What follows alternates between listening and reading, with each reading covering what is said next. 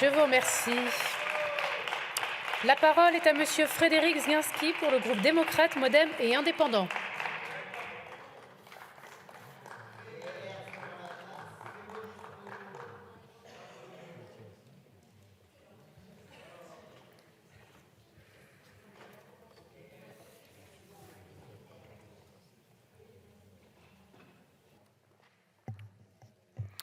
Madame la Présidente, Monsieur le Président de la Commission des Affaires étrangères, Madame la Ministre, Monsieur le rapporteur, chers collègues, le présent projet de loi vise à ratifier le premier amendement et le protocole additionnel à la Convention d'Espoo du 25 février 1991, qui demande aux États de la Commission économique pour l'Europe des Nations Unies de prévoir une consultation transfrontalière sur les activités ayant des incidences environnementales pour les États voisins.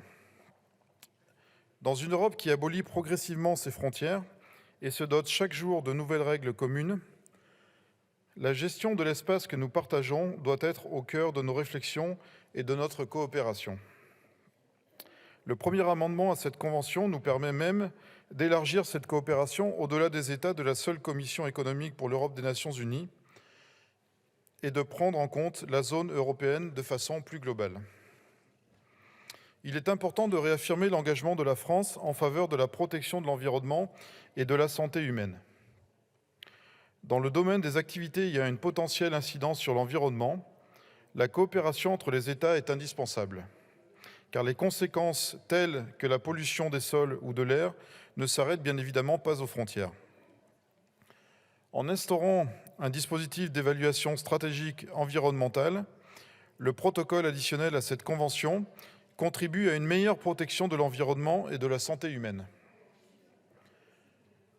Il fait également la promotion d'un développement durable qui ne peut s'envisager qu'en collaboration avec tous les États de la région, pour que nos efforts ne soient pas vains.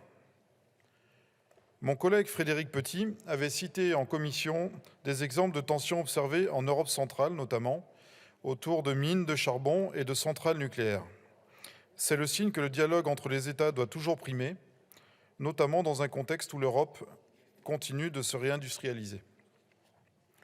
En incluant la société civile dans les procédures prévues par la Convention, le premier amendement fait aussi des citoyens et des associations des acteurs plus centraux en matière de protection de leur environnement local.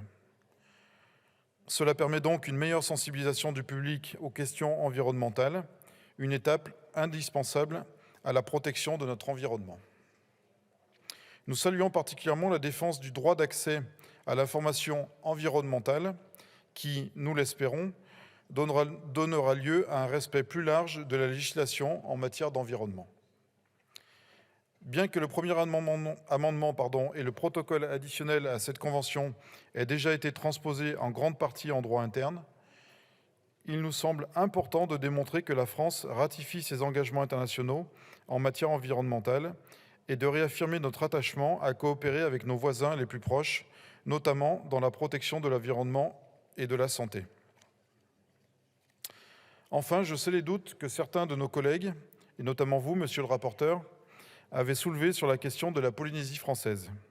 La réponse apportée par le ministère des Affaires étrangères et aujourd'hui, Madame la Ministre, montre que rien ne fera obstacle à ce que la Polynésie soit inclue à la Convention si jamais elle en faisait la demande.